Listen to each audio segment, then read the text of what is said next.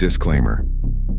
All stories presented on the Brooklyn Noir Files YouTube channel are entirely fictional and created solely for entertainment purpose. These narratives are products of imagination and creative storytelling.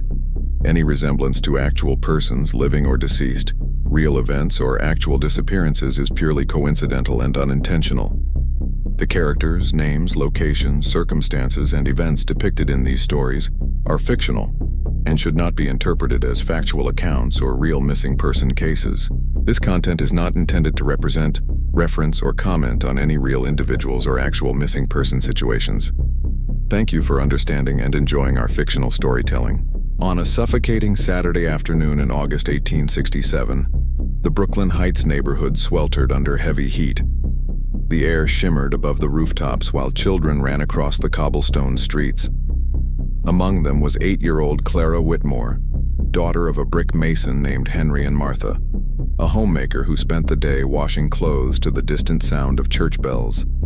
Life moved peacefully, as it always had in that quiet corner of New York. But that day carried a strange stillness. Around 1 o'clock, Clara asked permission to play with her younger sister Lydia and her friend Minnie Ward in a small community garden called Elm Grove, only a few blocks from home. Her mother, unaware of any danger, nodded yes. The girls ran between the trees laughing, sunlight flickering across their pale dresses. What seemed like an ordinary afternoon would, within hours, become one of Brooklyn's most horrific and talked about crimes. Unnoticed by anyone, a man watched them from beyond the wooden fence, dressed in a black coat and tall hat.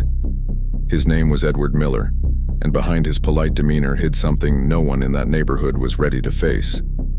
Edward Miller was seen as an educated and respectable man. He worked as a clerk in a small law office on Fulton Street, where he maintained perfect posture and a reserved tone. He always wore the same dark suit and tall hat that made him look older than he really was. To the neighbors, he embodied the seriousness of Brooklyn's rising middle class, but his mind hid deep cracks. He had attempted suicide years earlier after a failed romance.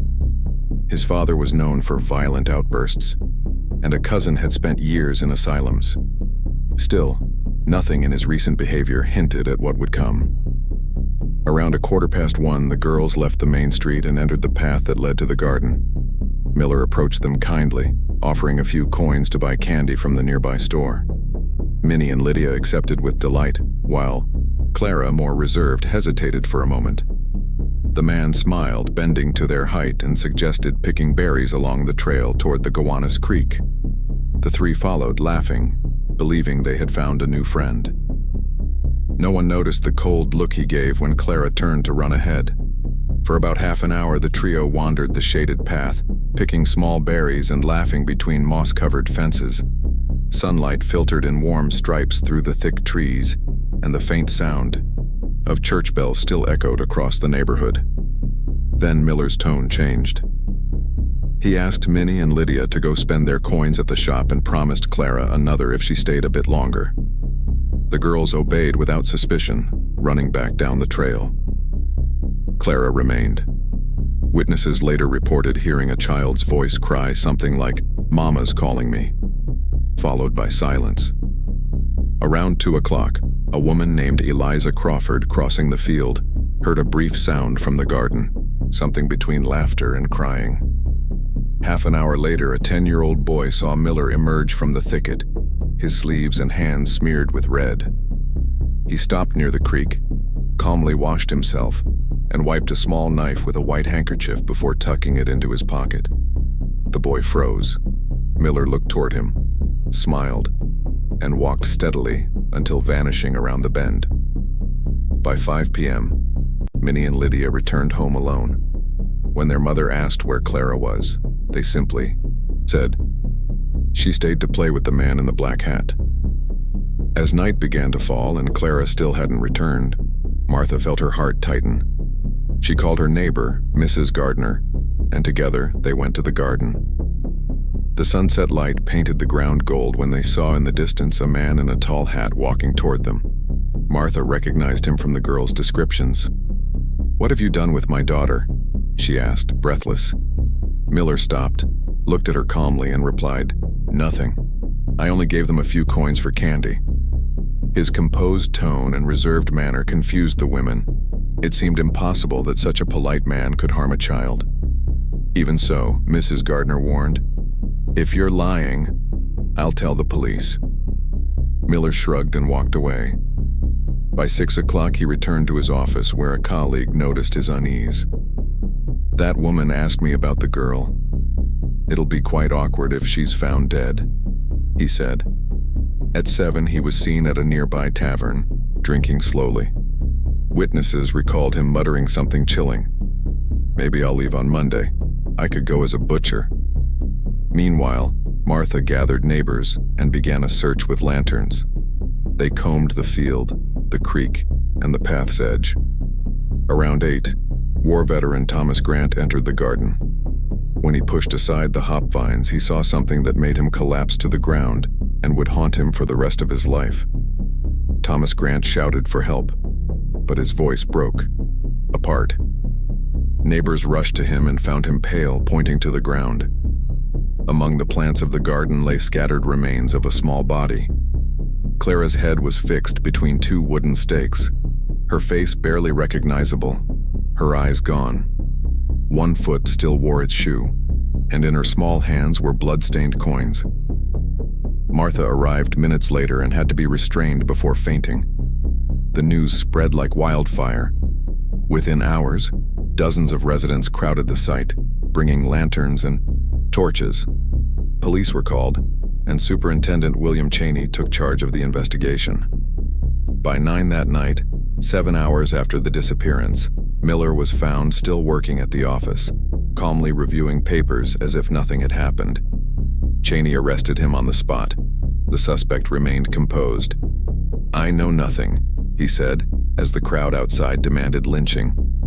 When searched, bloodstains were found on his shirt cuffs, pants, and socks, along with a damp handkerchief.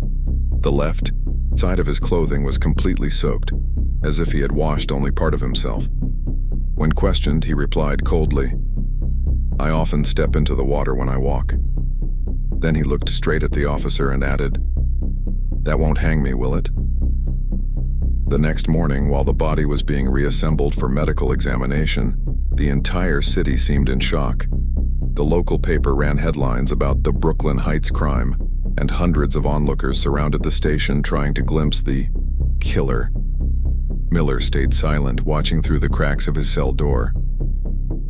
At 10 a.m., Superintendent Cheney ordered a detailed search of his office. Among the legal documents, they found a small black notebook. In the middle of daily entries was one chilling line written in steady handwriting. August 24th, killed a young girl. It was hot and fine. The impact was immediate.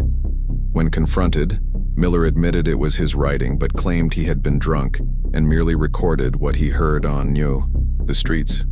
No one believed him. The detached tone, devoid of remorse, was seen as a deliberate confession. Forensics confirmed the blood on his clothes was human, not animal, as he had claimed. The confiscated knife held traces of coagulated blood. When asked about his motive, he said, "She cried too much. She wanted to go home." That night, police had to restrain him as the mob outside shouted, "Hang the monster." The inquest began 3 days later in the old Brooklyn courthouse. The room, filled with residents, reporters, and curious onlookers. The 2 girls, Minnie and Lydia, were called to testify. Trembling with fear, they described how the man in the black hat had given them coins, invited them to pick berries, and then carried Clara in his arms, ignoring her cries. The audience held its breath. Martha, weeping, confirmed her daughter's clothing and showed the coins found in her hand. When Miller was brought into the room wearing the same dark coat, silence fell. The prosecutor presented the diary and the blood-stained handkerchief as key evidence. The defense pleaded hereditary insanity, citing his family's mental history and a prior suicide attempt. The lawyer argued the crime was too irrational for a sane man. Still, the jurors remained unmoved. An expert testified Miller clearly knew right from wrong. When questioned, the accused replied, I wrote that out of habit. It's how I record my days. At 6 p.m., after hearing witnesses and examining the notebook, the jury took only 15 minutes to decide. The word guilty echoed through the room as Martha collapsed, and Miller, motionless, stared at the floor. The sentence was delivered on a cold December afternoon. The judge read calmly, "You shall be hanged until you are dead." No murmur broke the silence. Miller heard the words without changing expression. He was taken to Raymond Street Jail, where he would await execution set for Christmas Eve. In the weeks that followed, the city was divided. Some newspapers pleaded for mercy, citing insanity. Others demanded swift justice. Outside the jail, crowds gathered at night with candles and banners. Inside his cell, Miller spent his days reading Bible passages and copying verses onto scraps of paper. Guards said he slept little and refused meat, claiming the smell sickened him. The chaplain reported the prisoner spoke of forgiveness, but never mentioned Clara's name. On the eve of his execution, he wrote a letter to the girls' parents. "I beg forgiveness for a senseless act, done in a blind moment. May God receive me." Even in confession, many believed his words were calculation, not remorse. The next morning, the sun rose pale over Brooklyn, and a crowd of 5,000 people stood waiting outside the prison gates. The prison bell rang at 8 in the morning. The biting cold did not stop the crowd from gathering before the iron gates. Men, women, and children fought for a view of the hanging.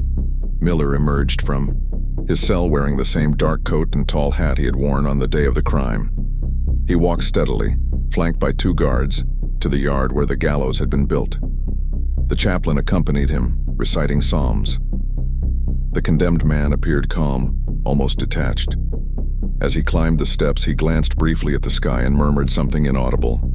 The hangman adjusted the knot and covered his face with the hood. The crowd's murmur faded. For a few seconds, absolute silence reigned.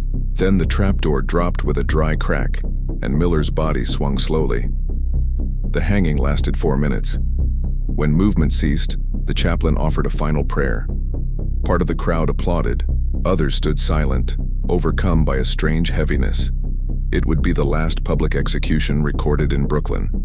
A few months later, the law would require all executions to occur in private. Miller's name, however, would remain a symbol of brutality and coldness. After the execution, Brooklyn sank into a heavy silence. The case of Clara Whitmore forever scarred the city's memory. In the days that followed, lines of people visited the freshly dug grave at Greenwood Cemetery. On the simple headstone, someone left a white ribbon reading, "Lost Innocence." Newspapers printed special editions describing the girl's life, and the story spread across the country. At the harbor docks, sailors began using the phrase "Sweet Clara" to describe something worthless, a cruel irony that turned tragedy into slang. Time passed, but the name endured, echoing through songs, jokes, and popular speech. Martha and Henry moved away months later, unable to bear the memories. The old garden was closed and became an empty lot. Years later, a park was built there, where a small iron bench still bears a nearly faded inscription, "For Clara, who dreamed of playing forever." No law was born directly from the case, but it awakened New York to the vulnerability of children. And every time someone utters the phrase "Sweet Clara," unknowingly they revive the distant echo of a hot afternoon in 1867, when Brooklyn's innocence was taken forever.